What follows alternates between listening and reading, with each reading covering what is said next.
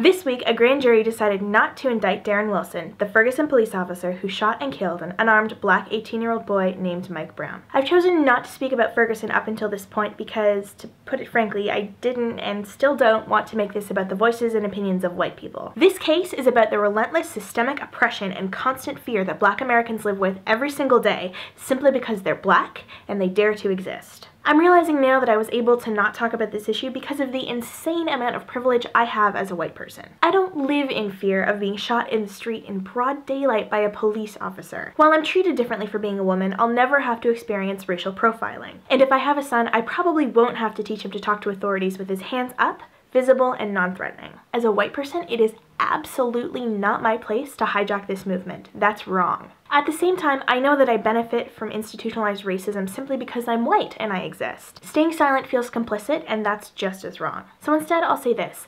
I stand with the people of Ferguson because what happened in Ferguson was an instance of race-based violence. The way this case has been handled from a bureaucratic standpoint is just atrocious. Just a few of the many examples. Military-grade equipment was given to untrained Ferguson police officers, and surprise, surprise, they misused it. The medical examiner didn't take photographs of his examination of Brown because the batteries were dead in his camera. And the prosecutor was involved with fundraising efforts for Darren Wilson via a Teespring campaign. Most importantly of all, there is no scenario in my mind in which it's acceptable or even logical for an officer to shoot an unarmed youth 6 times.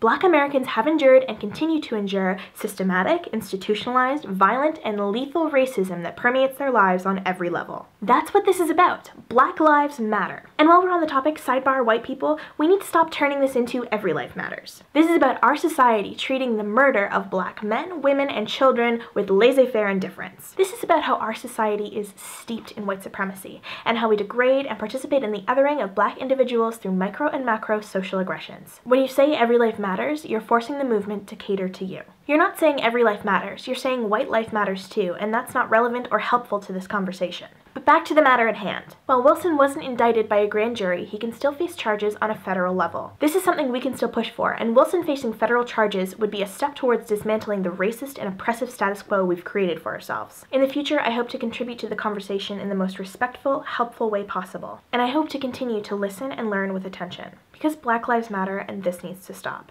There is a White House petition encouraging the Obama administration to pursue federal charges against Wilson, and I'll link it below. As of today, Wednesday, it needs about 18,000 signatures before it will be acknowledged by the administration. That's it for Satan 60. Bye, guys.